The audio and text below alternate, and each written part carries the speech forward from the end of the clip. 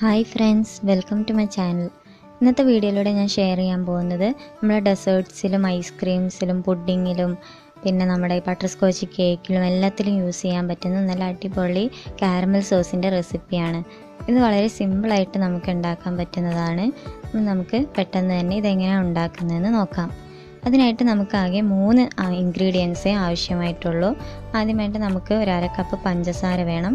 പിന്നെ 50 gram salted butter വേണം. Unsalted ആയാലും കുഴപ്പമില്ല. പിന്നെ നമുക്ക് 1/2 കപ്പ് വിപ്പിംഗ് ക്രീം. ഈ 3 ഇൻഗ്രീഡിയൻസേ നമുക്കിത് തയ്യാറാക്കാനായിട്ട് ആവശ്യമുള്ളൂ.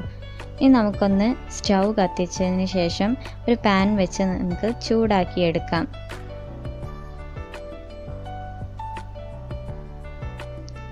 അപ്പോൾ പാൻ നന്നായി ചൂടായി വന്നിട്ടുണ്ട്. ഇനി നമുക്കിതിലേക്ക് എടുത്തു വെച്ചിട്ടുള്ള 1/2 കപ്പ് പഞ്ചസാര ഇട്ട് കൊടുക്കാം.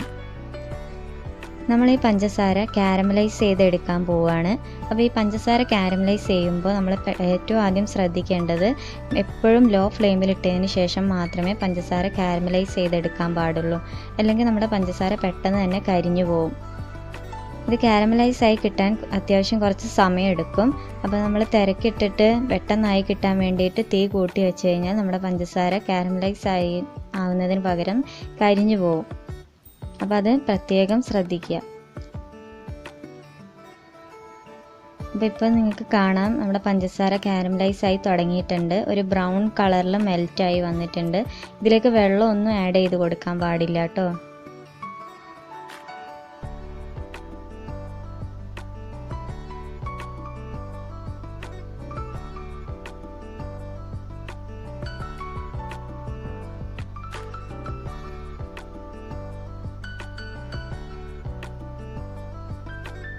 അപ്പോൾ നമ്മുടെ പഞ്ചസാര ഇവിടെ ഫുള്ളായിട്ട് കാരമലൈസ് ആയി വന്നിട്ടുണ്ട്. നല്ല ബ്രൗൺ കളറിലായി കിട്ടിയിട്ടുണ്ട്.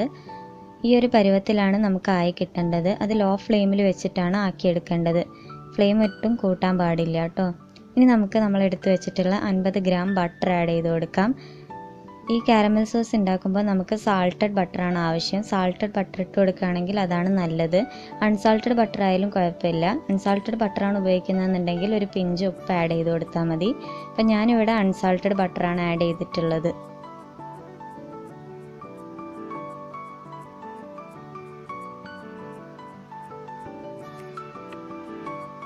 ഇനി നമുക്കിത് ബാലൻസ് ചെയ്യാൻ വേണ്ടിയിട്ട് ഒരു പിഞ്ച് ഉപ്പ് കൂടെ ഇതിലേക്ക് ആഡ് ചെയ്ത് കൊടുക്കാം.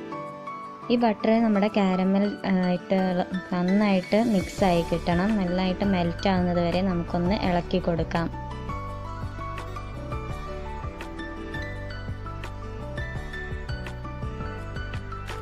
നമ്മുടെ ബട്ടറും കാരമലും കൂടെ നന്നായിട്ട് മിക്സായി കിട്ടിയിട്ടുണ്ട്.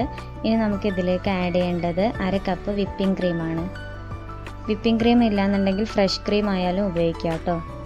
ഞാനിവിടെ 1/2 കപ്പ് വിപ്പിംഗ് ക്രീമാണ് ആഡ് ചെയ്ത് കൊടുക്കുന്നത്. വിപ്പിംഗ് ക്രീം ആഡ് ചെയ്യുമ്പോഴേക്ക് തന്നെ നമ്മുടെ ആൽപ്പല്ലിബയുടെ ഒക്കെ ഒരു ഫ്ലേവറും ഒരു സ്മെല്ലൊക്കെ നമുക്ക് നന്നായിട്ട് കിട്ടും കേട്ടോ. നല്ല ടേസ്റ്റി ആയിട്ടുള്ളൊരു സോസാണിത്. നമ്മൾ വിപ്പിംഗ് ക്രീം ആഡ് ചെയ്യുമ്പോഴും ആദ്യം കുറച്ചൊരു കട്ട പിടിച്ച പോലെ നമുക്ക് ഫീൽ ചെയ്യും. ഒരു കട്ടായിട്ടുണ്ടാവും. അത് കുഴപ്പമില്ല, അത് സാധാരണ ഉണ്ടാകുന്നത് തന്നെയാണ്. അത് നമുക്ക് മെൽറ്റായി കിട്ടുമ്പോഴേക്കും ശരിയാവും.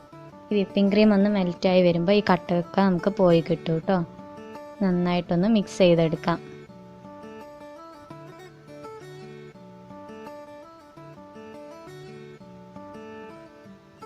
നമ്മുടെ സോസ് ഇവിടെ നന്നായിട്ട് തിളച്ച് വന്നിട്ടുണ്ട്.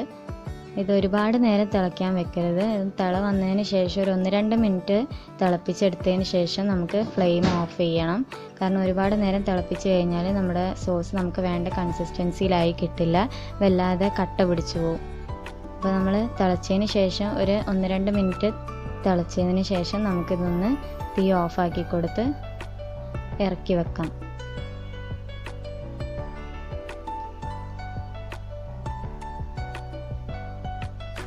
നമ്മളത് ഇറക്കി വെച്ചിട്ടുണ്ട്. ഈ ഒരു കൺസിസ്റ്റൻസിയിലാണ് ഞാൻ ഈ കാരമൽ സോസ് ഫ്ലെയിം ഓഫ് ചെയ്തെടുത്തിട്ടുള്ളത്. അപ്പോൾ ഈ ഒരു സമയത്ത് തന്നെ നമ്മൾ എടുക്കുകയാണെന്നുണ്ടെങ്കിൽ നമുക്ക് കറക്റ്റ് കൺസിസ്റ്റൻസിയിൽ തന്നെ കാരമൽ സോസ് ആയി കിട്ടും. ഒരുപാട് നേരം തിളപ്പിക്കാതിരിക്കുക.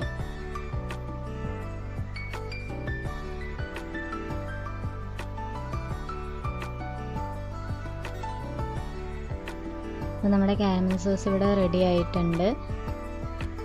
അപ്പോൾ ഇത് ചൂടോടെയുള്ള കൺസിസ്റ്റൻസി എങ്ങനെയാണെന്നുള്ളത് നമുക്കൊന്ന് നോക്കാം. അപ്പോൾ ചൂടോടെ നമുക്ക് ഈ ഒരു കൺസിസ്റ്റൻസിയിലാണ് ആയി കിട്ടിയിട്ടുള്ളത്. ഇത് ചൂടാറുമ്പോഴേക്കും കുറച്ചുകൂടെ കട്ടിയാവും. ഇത് ചൂടാറിയപ്പോൾ കുറച്ചുകൂടെ കട്ടിയായിട്ടുള്ളതാണ് ഇത്. ഇതുപോലെ നമുക്ക് നല്ല കട്ടിയായി കിട്ടും കാരമൽ സോസ്. അപ്പോൾ നമ്മൾ ഒരുപാട് നേരം തിളപ്പിച്ച് കഴിഞ്ഞാൽ ഈ ഒരു കൺസിസ്റ്റൻസിയിൽ നമുക്ക് കിട്ടില്ല.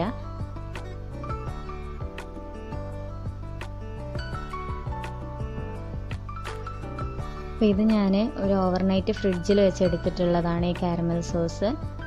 അപ്പോൾ ഇതിൻ്റെ പെർഫെക്റ്റ് ആയിട്ടുള്ള കൺസിസ്റ്റൻസി ഇപ്പോഴാണ് ശരിയാവുക. അപ്പോൾ നിങ്ങൾക്ക് തന്നെ കാണാൻ പറ്റുന്നുണ്ടാവും. ഈ ഒരു കാരമൽ സോസാണ് നമ്മൾ ഈ ചോക്ലേറ്റിൻ്റെ ഉള്ളിലൊക്കെ ഫില്ലിങ്സ് ആയിട്ടൊക്കെ കൊടുക്കാൻ പറ്റുന്നത്. അപ്പോൾ നല്ല ടേസ്റ്റി ആയിട്ടുള്ള കാരമൽ സോസ് ഇവിടെ റെഡി ആയിട്ടുണ്ട്.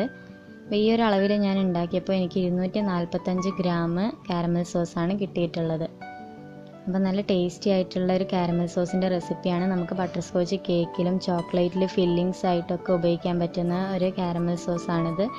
ഡെസേർട്ട്സിലും ഐസ്ക്രീംസിലും എല്ലാം ഉപയോഗിക്കാം.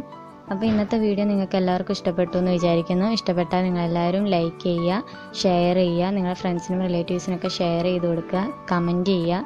അപ്പോൾ ഈ ചാനൽ ഇതുവരെ സബ്സ്ക്രൈബ് ചെയ്തില്ല എന്നുണ്ടെങ്കിൽ ഒന്ന് സബ്സ്ക്രൈബ് കൂടെ ചെയ്യണേ. അപ്പോൾ പുതിയൊരു വീഡിയോ ആയിട്ട് വരുന്നവരെ എല്ലാവർക്കും ബൈ.